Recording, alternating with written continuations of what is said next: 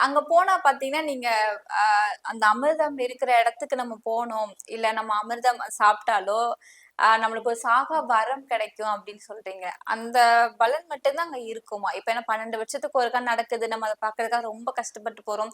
நெறைய பேருக்கு நெறைய ஆசைகள் இருக்கும். நெறைய தேவைகள் இருக்கும். ஸோ எல்லாமே கிடைக்குமா? இல்ல சாகா வரம் தான் கிடைக்கும். நீங்க பாவம் செஞ்சிட்டீங்கன்னா, அந்த பாவத்திலருந்து நிவர்த்தி ஆவீங்க. அந்த மாதிரியா? நம்ம வீட்ல சரியா வேலை கிடைக்கல, வீடு கிடைக்கலன்னா, என்ன பாவம் செஞ்சோனோ தெரியல. இந்த மேனேஜர் கிட்ட வந்து மாட்டிக்கிட்டோம். ம். எந்த பாவம் செஞ்சேனே தெரியல. எனக்கு இப்படி ஒரு பொண்டாட்டி கிடைச்சிருக்கா. இல்லையா?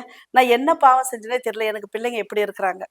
அப்போ நாம படுற கஷ்டத்துக்கு எல்லாமே நம்ம காரணம் என்ன சொல்றோம்னா, சரி. நான் ஏதோ ஜென்மத்துல பாவம் பண்ணியிருக்கேன்.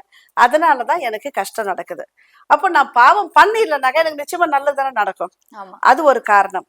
இன்னொன்னு, தவம் செய்றவங்க இந்த நேரத்துல வந்து இங்கேயே ஸ்நானம் பண்றாங்க அப்படின்னா, அது வெறும் வரம் வாங்கறதுக்காக மட்டும் இல்ல. இல்லையா? அவங்க பாவம் குறைவதற்காக மட்டும் இல்ல. அப்போ அந்த நேரத்துல 33 முக்கோடி தேவர்களும் அந்த இடத்துல தான் இருக்கிறாங்க. இப்ப திரிவேணி சங்கமம்னா அந்த நதியில இருப்பாங்க. அப்போ தேவர்கள் அங்க இருக்கும் பொழுது, எனக்கு என்ன தேவைன்னு என்னுடைய ஆன்மாவுக்கு சரியா தெரியாம இருக்கலாம். ஆனா இறைவனுக்கு தெரியும்.